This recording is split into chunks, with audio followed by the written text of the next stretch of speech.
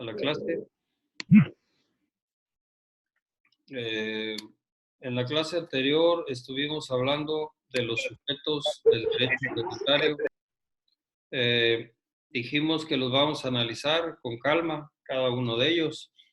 Es el autor de la herencia, en primer término. Los herederos, o sea, ¿quién es heredero?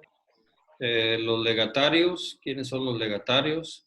El albacea o los albaceas, los interventores, los acreedores y deudores de la herencia. Estos son sujetos del derecho hereditario que participan dentro de un juicio sucesorio. No todos, ¿verdad? Yo he participado en juicios, he asesorado, ¿verdad? Juicios sucesorios, intestamentarios o testamentarios, y no necesariamente todos los sujetos que les mencioné del derecho hereditario participan. Generalmente hay herederos, bueno, obviamente el autor de la herencia, porque sin su muerte, pues no se puede abrir un juicio sucesorio, ¿verdad? Definitivamente, o cuando se declara presuntamente muerto. Obviamente que se requiere de este requisito, es indispensable para iniciar el procedimiento sucesorio. Hay herederos, generalmente legatarios, no es muy raro. No hay la cultura o no hay el conocimiento de los legados, no es algo muy común, al menos aquí en el Mante no lo veo. Hay albaceas, generalmente todo juicio sucesorio tramitado ante un juez, forzosamente tiene que haber un albacea. Él lo designa, si no lo designan las partes, o sea, los herederos, o si no lo designa el testador en el testamento, el juez lo designa. Interventores también es muy raro. He visto interventores provisionales, que como lo vamos a ver más adelante, pues son personas que cuando no hay albacea, los herederos pueden proponerle al juez que designe a uno para que funja como interventor provisional. ¿Para qué? Pues para que haga la función de albacea. Hay casos en donde hay urgencias. Por ejemplo, aquí en el Mante es muy común que fallece una persona que es cañera, es cañero, ¿verdad? Y resulta que en el ingenio, si no va el titular de la cuenta, o sea, el cañero, por algún apoyo, por el avío o por cuando lo liquidan, las liquidaciones, si no va personalmente no les da nada. Y para que le puedan dar a sus herederos es necesario que sea por conducto del albacea. Y cuando no hay albacea designado, entonces se nombra un interventor provisional. Entonces, cuando los he visto yo ahí, ¿verdad? Que participa, pero interventores definitivos que se encargan de vigilar que el albacea cumpla con su cargo, esos no los he visto tampoco. Acreedores y deudores de la herencia también se ven pocos. Entonces, para que no vayan a pensar que todos estos sujetos en conjunto participan en todos los procedimientos, no. Algunos de los sujetos sí, pero es necesario conocerlos porque el día de mañana pues pueden participar y ustedes sepan que existen esas figuras, esas personas, esos sujetos del derecho hereditario y cuál es la intervención que deben de tener dentro de este tipo de juicios. Bien, eso lo vimos en clase anterior. Ahora vamos a ver los supuestos del derecho hereditario, pero lo estamos viendo rápidamente, después lo vamos a ver con más calma.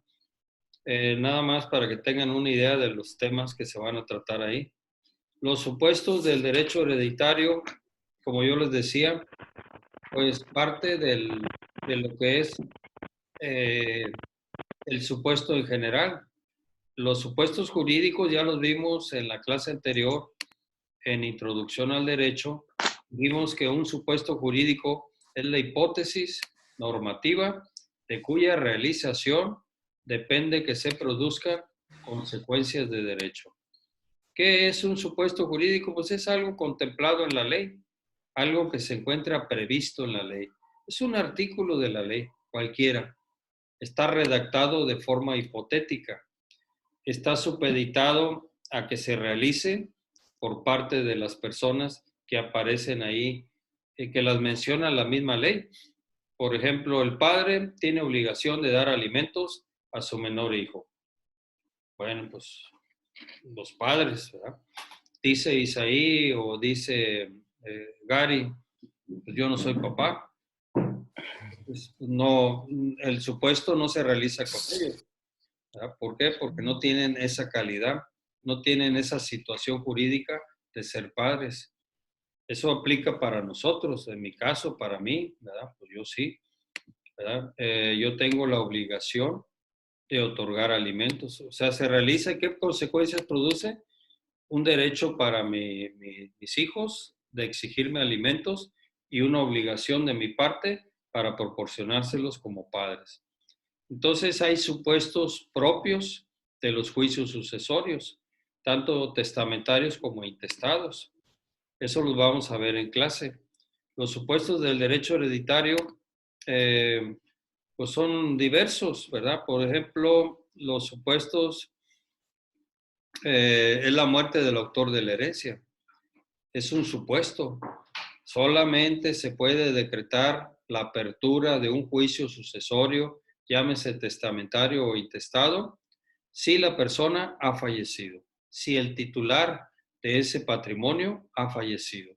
Para poder reclamar en una herencia, pues es necesario que fallezca el titular o el autor de la herencia.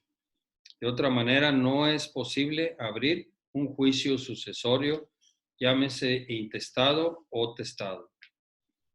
Entonces, un primer supuesto para ambas sucesiones, hay dos juicios sucesorios nada más. El testamentario, cuando hay testamento, cuando al morir la persona dejó un testamento, y el intestado, cuando al morir no dejó testamento.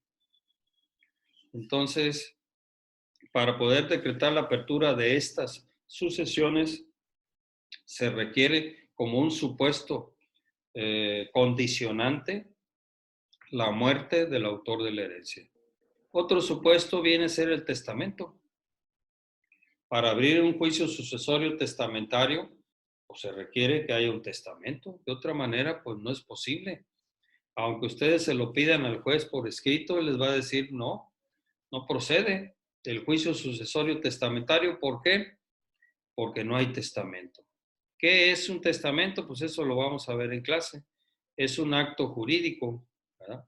Unilateral, personalísimo, revocable y libre, por virtud del cual una persona dispone de sus bienes para después de su muerte, instituyendo herederos y legatarios, estableciendo quién ha de fungir como albacea y también señalando los derechos y obligaciones que le deja a cada uno de esos herederos o legatarios, inclusive la albacea también, y las porciones hereditarias que han de heredar tanto los herederos como los legatarios.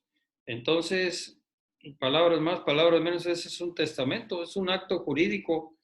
Un acto jurídico, ¿qué es? Pues es una manifestación de la voluntad. En este caso es unilateral, no es bilateral.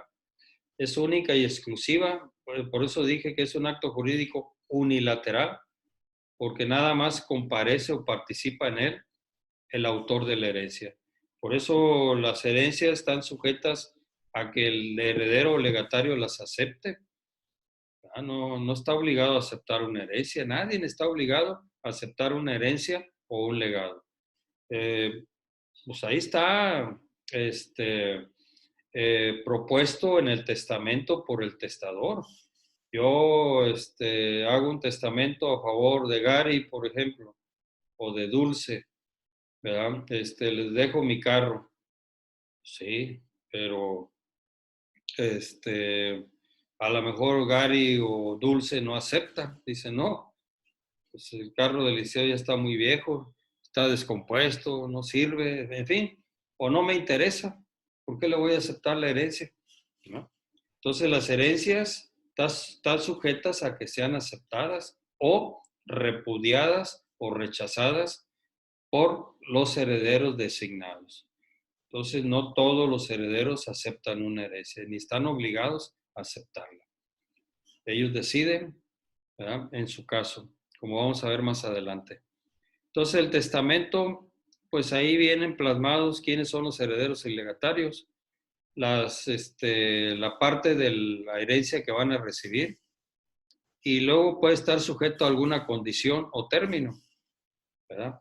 Yo le dejo mi carro a Gary, pero con la condición que termine la carrera de licenciado en Derecho y le pongo un término, ¿verdad? No lo dejo abierto porque a lo mejor Gary dice, no, pues dijo que terminaba la carrera, pues lo voy a terminar hasta el año 2030, ¿verdad? No, le digo para el año 2022 tiene que terminar la carrera, le pongo un término.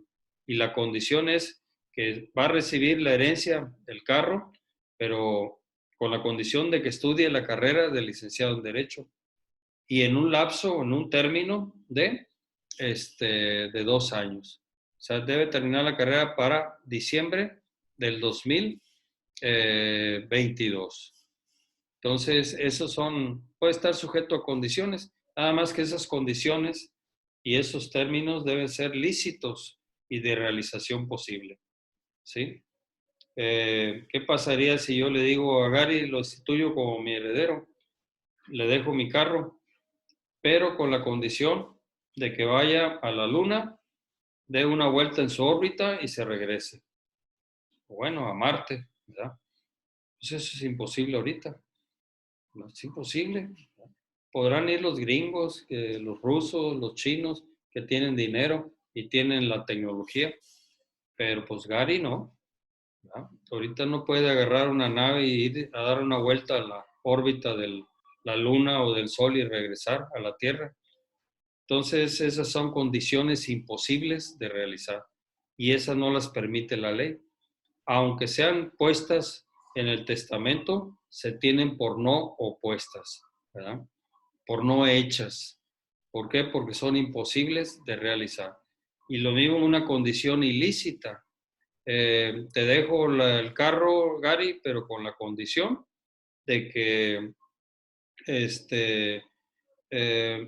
eh, mates a Alfaro porque me cae gordo, ¿verdad?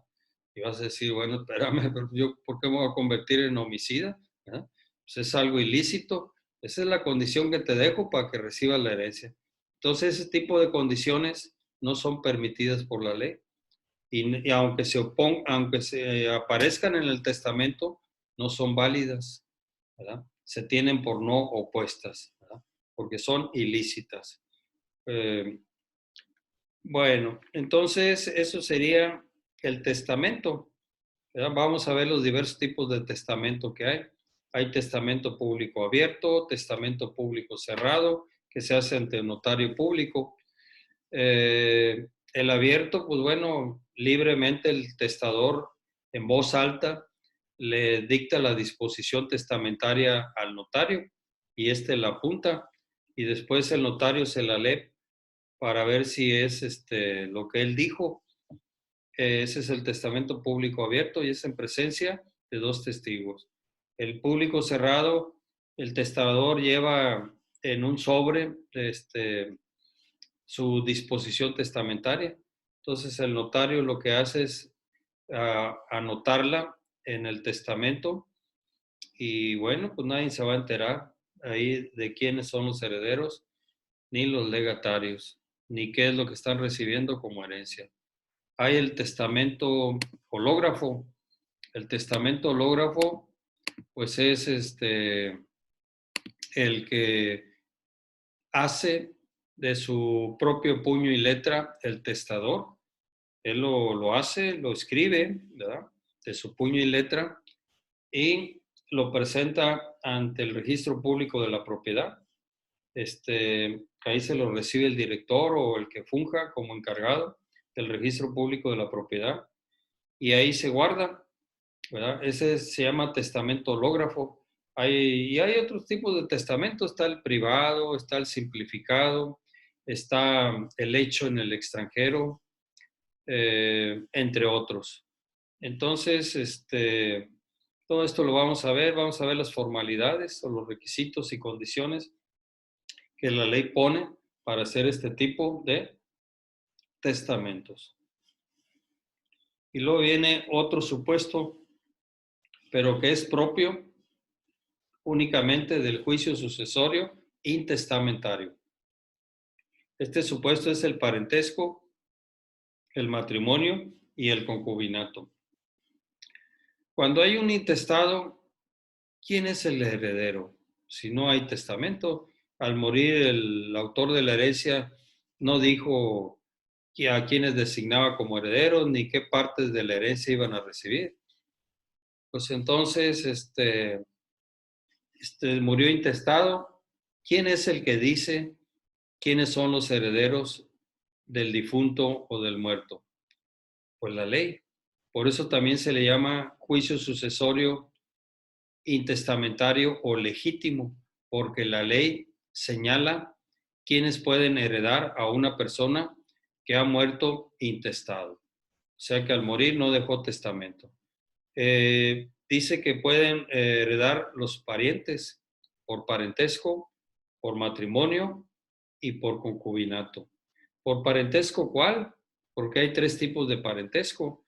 Parentesco consanguíneo, parentesco por afinidad y parentesco civil o por adopción. El parentesco consanguíneo, pues también qué parientes, porque hay muchos, ¿verdad? Por ejemplo, una persona al morir, pues tenía su papá, tenía su abuelo, tenía su esposa, tenía sus hijos, tenía sus hermanos, tenía sobrinos, tenía tíos, tenía primos, bueno, pues tenía una serie de parientes, tenía casi a todos los parientes, ¿verdad? Con excepción de nietos, porque tenía como 40 años cuando murió. Entonces, ¿quiénes son los que van a heredar? ¿Qué tipo de parientes? También estaba casado, el parentesco por afinidad se da entre una pareja de casados, ¿verdad? Entre los parientes de la esposa con el marido, ¿verdad? Que son los suegros, los cuñados, los concuños, ¿verdad? O los sobrinos o los tíos políticos. Ese es el parentesco por afinidad. Y el parentesco por adopción, pues es el que se da únicamente entre adoptante y adoptado. Nada más entre ellos dos. Entonces, ¿cuál es el parentesco a que se refiere la ley cuando dice que se puede heredar en un intestado por parentesco? Es el parentesco consanguíneo y debe ser en línea recta. Primeramente, preferentemente son los en línea recta descendientes en primer grado. Cada generación es un grado, ¿verdad? Entonces, aquí nosotros estamos en línea recta. Hay ascendente, o sea, mis ascendientes, ¿quiénes son? Pues es mi padre en primer término, en primer grado, y luego están mis abuelos, y luego están mis bisabuelos, y luego están mis tatarabuelos, ¿verdad? Cada generación es un grado. Entonces, cuando yo digo mis parientes ascendientes en segundo grado, en línea recta, ¿a qué me refiero? Me refiero a los abuelos, exactamente, ¿verdad? Pero cuando digo mis parientes consanguíneos en línea recta descendientes, en primer grado, ¿quiénes son? Los hijos. Son los hijos, ¿verdad? Cada generación es un grado. Entonces, si partimos de aquel principio que dice en el derecho hereditario que los parientes más próximos excluyen a los parientes más lejanos, entonces, aquí tenemos que aplicar esa regla. Y en los parientes más cercanos, a una persona que fallece a los 40, 45 años, que estaba casado y que tenía hijos, pero vivía su papá y su mamá, sus abuelos y todo, y sus hermanos y sus sobrinos, tíos, primos, etcétera, no van a comparecer todos los parientes, van a comparecer únicamente los más La cercanos, familia directa, los que de forma directa dependen de él. En este caso, sus únicamente hijos y la aparece esposa. la esposa y los hijos, Ujú. o la concubina y los hijos, ¿verdad? En su caso, porque muchas veces no están casados, están en unión libre, pero como tuvieron hijos y viven como si estuvieran casados, entonces la concubina puede reclamar la herencia. Entonces son los únicos que comparecen y entre ellos se reparten o se divide la herencia. Esta sería la forma como la ley resuelve este problema, ¿verdad? De decir, bueno, si murió intestado, si no dejó testamento, ¿quién va a heredar al muerto?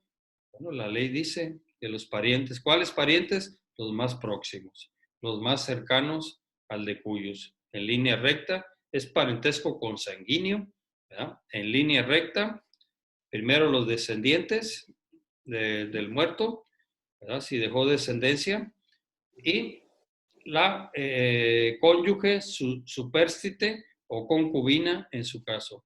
¿Quién es la cónyuge supérstite? La cónyuge sobreviviente o el cónyuge sobreviviente.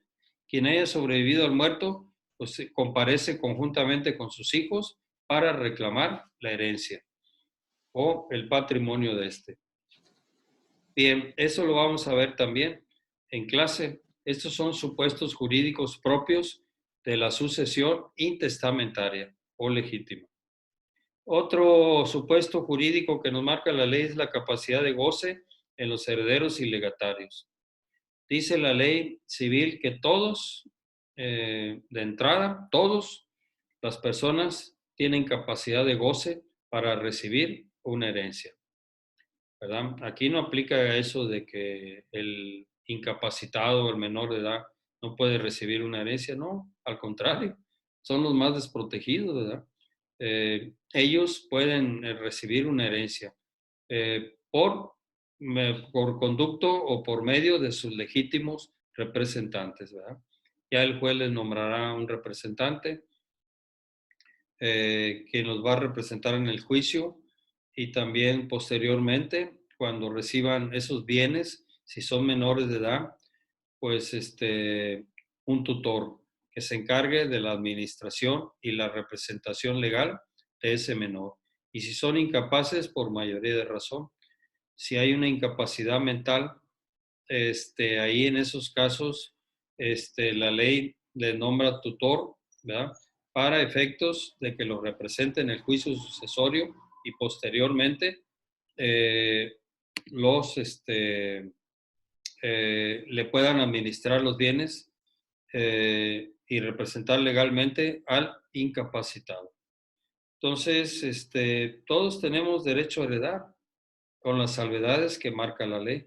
Más adelante vamos a ver cuándo caducan esos derechos o quiénes son las personas que no tienen derecho a heredar. Por ejemplo, el notario que elabora el testamento, pues él no tiene derecho a heredar porque puede haber una influencia, dice la ley. Lo mismo sucede con el cura o el ministro de la iglesia, que le da ese fortalecimiento espiritual antes de su muerte, pues también, ¿verdad? No puede decirle, oiga, que le diga el padrecito o el pastor de la iglesia, pues apóyenos, déjele a la iglesia estos bienes que usted tiene, ¿verdad? Dice que sus hijos son unos ingratos, bueno, pues démelo a mí. No, están impedidos. Lo mismo el notario, están los padres, los curas y los médicos que atienden en sus últimos días al difunto. Hay un impedimento. Y lo mismo sucede con aquellas personas que son designados herederos o que tienen derecho a la herencia mediante un intestado, pero que atentaron contra la vida del testador, ¿verdad? Pues sería una ingratitud. en este caso, ¿cómo es posible que pueda recibir una herencia si lo golpeaba, si intentó matar a su padre o a su madre, en su caso? Pues el hijo no tiene derecho a esa herencia, entre otros, ¿verdad? Entonces, todo eso lo vamos a ver más adelante, la capacidad de goce en los herederos y legatarios. De entrada, todos, absolutamente todos tenemos capacidad de goce para recibir una herencia. Y luego viene otro supuesto del derecho que es la aceptación de herederos y legatarios, ¿verdad? Esta consiste en que si aceptas la herencia, ¿verdad? O aceptas el legado, si eres legatario, este se torna, trae como consecuencia que se hace irrevocable, ¿verdad? Lo mismo que la repudiación. Cuando tú repudias una herencia, pues adquiere el carácter de irrevocable. Ya nada de que, oiga, me arrepentí, juez, mire, me agarraron en un momento en que, pues no sé, qué me pasó. La cuestión es de que, pues dije que no aceptaba la herencia, pero ya lo pensé bien y no, mejor revóquelo y yo acepto la herencia. Pues no. Estos, aceptación o repudiación de la herencia, una vez ratificados ante el juez o ante el notario público, esa aceptación de la herencia o esa repudiación adquiere el carácter de irrevocable. Y también, ¿verdad? Pues debe uno comparecer a juicio en lapso de 10 años, porque si no prescribe la acción de reclamar la herencia, ¿verdad? El derecho de petición de herencia lo podemos hacer en un lapso de 10 años. Si no, pues nos precluye ese derecho. Y luego viene otra, la repudiación de la herencia o legado, era lo que yo les decía. Este es un supuesto jurídico que se puede dar también dentro de los juicios sucesorios. Nadie está obligado a recibir una herencia o un legado. ¿Se puede rechazar una herencia? Claro que se puede rechazar, ¿verdad? Por conveniencia a los intereses del heredero, ¿verdad? Por testamento a mí me dejan una herencia, pero pues no me conviene.